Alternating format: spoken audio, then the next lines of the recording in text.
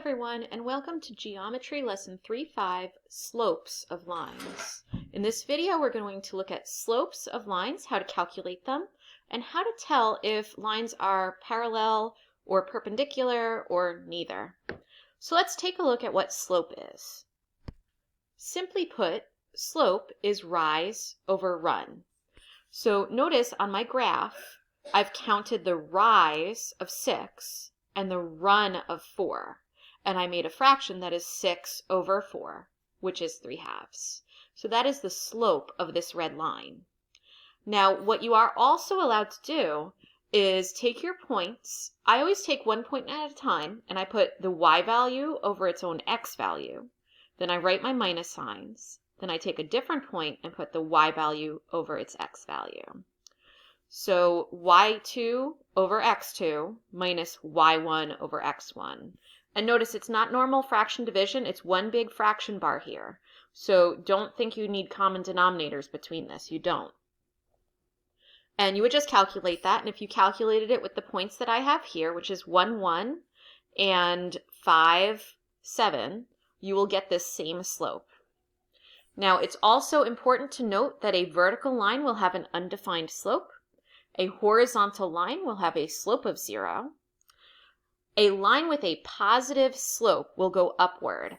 So as you're going from left to right, the line is headed in an upward direction. That will have a positive slope. So notice that this is a positive 3/2 slope. And a line with a negative slope will go in a downward direction. So it would go down as you read from left to right. And that slope will have a negative sign when you calculate it. Now, one last thing to note is that the order of the points in the slope formula doesn't matter as long as you make sure to pair up the y over its own x value. If you switch the order, it's okay. You can do y1 over x1 minus y2 over x2. That's okay, because later on when you reduce, the signs will be acceptable. Let's take a look at some examples now. In example 1, we're asked to use the slope formula to find the slope of each line. So what I've done is I've taken the points for each of these graphs and I've written them down for you. And what you're going to do is you're going to pause the video and try to use the slope formula to find the slope of each of these lines. For the first line, I used my slope formula and I did point B first, but you can do point A first. It doesn't matter. I did 5 over 7 minus 3 over 2. And when I simplified, I got 2/5 as my slope. So that's the slope of line AB. Now for line CD, I did this point first, point D. So I did 5 over 4 minus negative 3 over 4. And you are allowed to simplify this to 5 plus 3 if you'd like. I wrote it out so that you wouldn't be confused because this formula actually has a minus sign in it. So 5 minus negative 3 is 8, and 4 minus 4 is 0. And dividing by 0 is not allowed, and the result of doing that is an undefined answer. So my slope here is undefined. Now a shortcut for this one would be to remember that fact from our previous slide that says any vertical line has an undefined slope because it rises, but it never runs. And you only have a rise and not a run. So let's take a look at 2 more examples of using the slope formula. This is the second part of example 1. Again, they want you to use the slope formula to find the slope of each line. I've written the points out again. So pause the video, see if you can find those slopes, and then check your answers. In this first example, we had point E, which is 3, 4, and point F, which is 6, 4. So I started with point F. I did 4 over 6 minus 4 over 3. 4 minus 4 is 0. 6 minus 3 is 3. And you actually are allowed to divide this, and you get 0. You are allowed to do 0 divided by a number, but you're not allowed to do the reciprocal of that, a number divided by 0.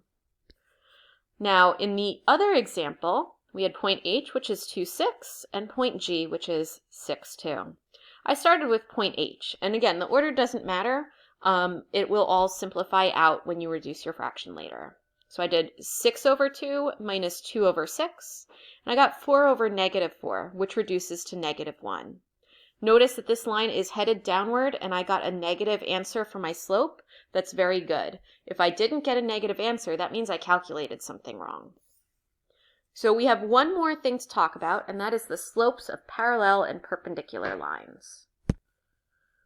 Parallel lines will always have equal slopes. So if you find the slope of two lines and they're equal, those lines are definitely parallel. Don't just go by what they look like, because sometimes they appear parallel, but they really aren't. And perpendicular lines, they intersect at 90 degrees, and you can notice their slopes are opposite reciprocals. Opposites meaning that the sign changes, and reciprocal means that the fraction flips. So notice a line with a slope of 2 will be perpendicular to a line with a slope of negative 1/2. This is 2 over 1. I flip the fraction to get 1/2, and then I change the sign to get a negative. And a line with a slope of negative 3/2 will be perpendicular to a line with a slope of 2/3. Notice the sign has changed and the fraction flipped. So let's practice identifying lines that are parallel, perpendicular, or maybe neither of those two. In the last example of this lesson, they ask us to use slopes to determine whether the lines are parallel, perpendicular, or neither. And they've given us these examples. Now notice they have line AB, so make sure you're pairing up points A and B in your slope formula. And then same thing with CD. You pair up those 2 points. So pause the video, do your work, and then hit play to check your answer. For line AB, I got a slope of negative 4, and here's the work I used. And for line CD, I also got a slope of negative 4. They're the same slopes, so these lines are parallel. For ST, I got a slope of negative 3/7, and for UV, I got a slope of 2. Notice these are not equal, and they are not opposite and reciprocal numbers. So these are neither parallel nor perpendicular. And for letter C, FG has a slope of 1 and HJ has a slope of negative 1. Notice that the sign did change. And technically, 1 is a special case where if you flip it to get the reciprocal, it's going to look the same. It's the only number where that happens, and that would be perpendicular. Now, another side note is that for perpendicular, a slope of 0 will be perpendicular to a slope of undefined, because when you do the reciprocal of 0, it's undefined because you're going to be dividing by 0. So that's everything for this lesson. Let me know if you have any questions.